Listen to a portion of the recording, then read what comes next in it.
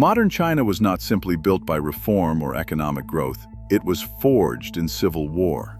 The conflict may have ended militarily in 1949, but its central consequences still shape China, Taiwan, and the balance of power in Asia today.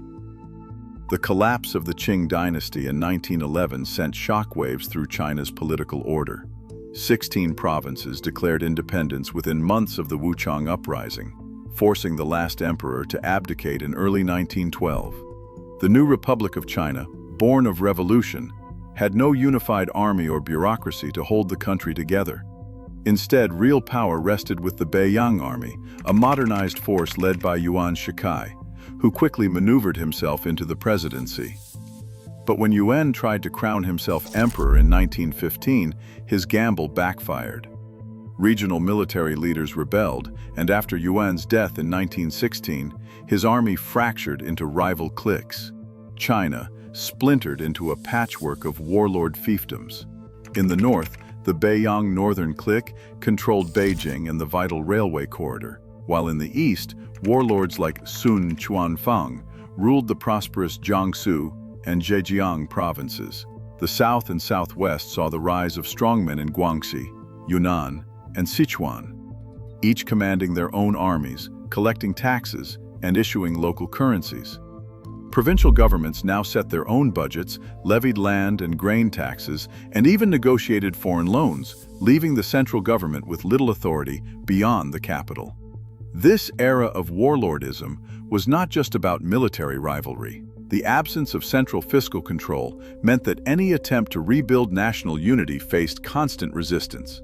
Competing warlords drained resources through local extraction and opium revenues, while foreign concessions carved out spheres of influence along the coast. For ordinary Chinese, the promise of republican government gave way to a daily reality of shifting allegiances and chronic instability. By the early 1920s, the urgency for reunification grew impossible to ignore. Fragmentation had become a national crisis, and new political movements began searching for a way to restore order and sovereignty. By the early 1920s, the drive for national reunification pushed two unlikely partners into a tactical alliance. The Kuomintang, reorganized under Sun Yat-sen with Soviet support, opened its doors to the fledgling Chinese Communist Party. Soviet advisors arrived in Guangzhou, bringing not just weapons and funds, but a blueprint for party organization and military training. The Whampoa Military Academy, founded in 1924, produced a new generation of officers, among them Chiang Kai-shek, who would soon rise to command the National Revolutionary Army. Together, nationalists and communists launched the Northern Expedition in 1926, a campaign to break the warlords' grip and restore central authority. But beneath the surface, the alliance was strained by irreconcilable visions. The communists, backed by Soviet doctrine, organized labor unions and peasant associations in the cities they liberated. Their calls for land reform and workers' rights alarmed conservative factions within the Kuomintang and threatened the property of urban elites. As the nationalist armies advanced into central and eastern China, Chiang Kai-shek grew increasingly wary of communist influence. In Shanghai, tensions reached a breaking point. On April 12, 1927, Chiang ordered a violent purge of communist members and leftist sympathizers. Armed gangs swept through the city, executing thousands in what became known as the Shanghai Massacre. The United Front collapsed overnight. The purge did not just end a tactical partnership, it transformed political rivalry into open civil war, pitting two visions of China against each other and hardening the lines that would define the next 2 decades of conflict. By the late 1940s, the nationalist government controlled China's major cities, but its grip was slipping fast. In 1948, the gold yuan reform was launched to halt runaway inflation. Instead, prices soared by more than 2,000% in a single year. A worker's daily wage, once enough to feed a family, now barely bought a bowl of soup. The official currency lost nearly all value as black market rates soared, and people hoarded foreign dollars or bartered for basic goods. Corruption ran deep.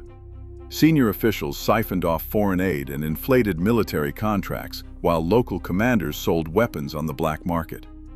Army units faced supply shortages and unpaid wages, driving desertion rates as high as 15% per month in some regions. Civil servants, unable to survive on their salaries, abandoned their posts or demanded bribes.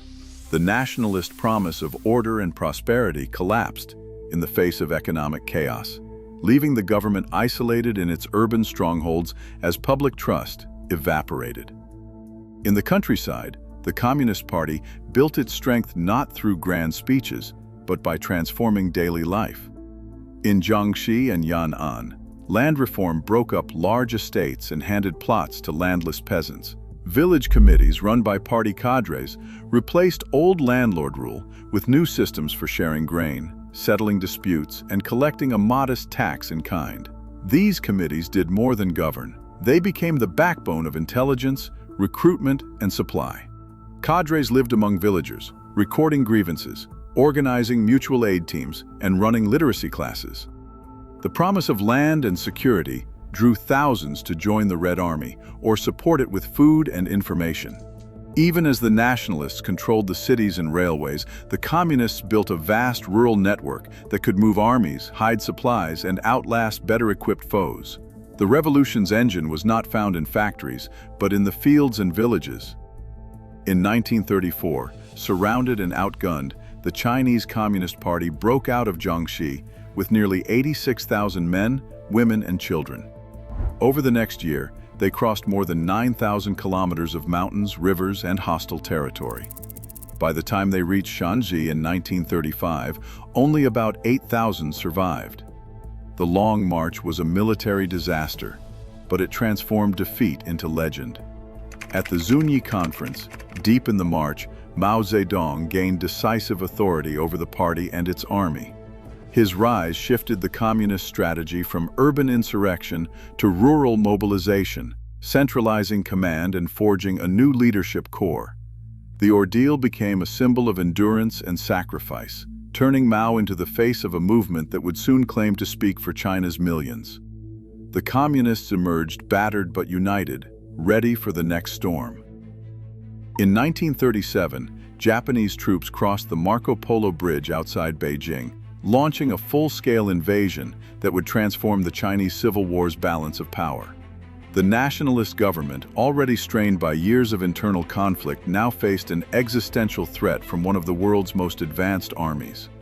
Chiang Kai-shek's forces bore the brunt of the conventional fighting. Battles in Shanghai, Nanjing, and Wuhan cost the nationalists hundreds of thousands of soldiers, with estimates of nationalist military casualties reaching as high as 800,000 by war's end. Japan's occupation stripped the nationalists of their richest provinces, slashing tax revenues and cutting off industrial centers along the Yangtze and the coast. By 1944, nationalist-controlled territory had shrunk to a fraction of pre-war China, and the government depended heavily on foreign aid just to keep its armies in the field. While the nationalists fought set-piece battles and endured relentless air raids, the communists took a different path. Behind Japanese lines, the Chinese Communist Party expanded its rural base, mobilizing peasants and building new guerrilla zones in the north and central interior. Communist casualties were far lower, around 150,000 to 200,000, but the party's network of liberated villages grew from a handful of enclaves to a sprawling system supporting millions. Guerrilla warfare allowed the Chinese Communist Party to conserve manpower, avoid direct confrontation, and present themselves as champions of national resistance. The Japanese invasion forced a temporary truce between nationalists and communists, but the cost of that alliance was asymmetric. The nationalists' regular armies were gutted, while the communists emerged with a hardened, expanded force and deepened connections to the countryside. When Japan surrendered in 1945, the balance of power inside China had shifted. The nationalists were exhausted, and the communists, strengthened by years of rural organization and wartime legitimacy, were ready to fight for control of the nation's future. In the final year of the Chinese Civil War, 3 massive campaigns swept away the last pillars of nationalist power. In the northeast, the Liaoshan campaign began in September 1948. Over 600,000 communist troops surrounded and isolated key cities like Jinzhou and Shenyang, cutting off nationalist supply lines. By November 1948, the Nationalist defense collapsed. Nearly 1.2 million troops surrendered or were captured, and Manchuria fell under communist control. As winter set in, the Huai campaign erupted across central China. From November 1948 to January 1949, over 900,000 communist fighters engaged roughly 1 million nationalist soldiers in a series of encirclements and pitched battles. Communist units drew on deep reserves of peasant support, moving supplies and gathering intelligence through a vast rural network. The Nationalist field army disintegrated as entire divisions surrendered or switched sides. By the campaign's end, more than 500,000 Nationalist troops had been taken prisoner or killed, and the road to Nanjing lay open. Simultaneously, the Ping-Jian campaign targeted the north. In just 2 months, Communist forces closed in on Beijing and Tianjin. Nationalist commanders, facing encirclement and dwindling morale, negotiated surrender. By January 1949, North China was firmly under communist control. With their armies shattered, nationalist leaders began a massive evacuation. Between April and December 1949, nearly 2 million soldiers, officials, and civilians crossed the Taiwan Strait using every available ship. On October 1, 1949, MFAO Zedong stood atop Tiananmen Gate and declared the founding of the People's Republic of China. The Republic of China, battered but intact, retreated to Taiwan. The war had ended. The division of China was now a geopolitical reality, one that continues to shape Asia's balance of power. The unresolved legacy of this conflict still drives Asia's sharpest divides. China and Taiwan remain shaped by rival institutions and narratives forged in civil war. Every tension across the Taiwan Strait today is a reminder. The struggle for China's future is not just history, it is the present. Share your perspective below.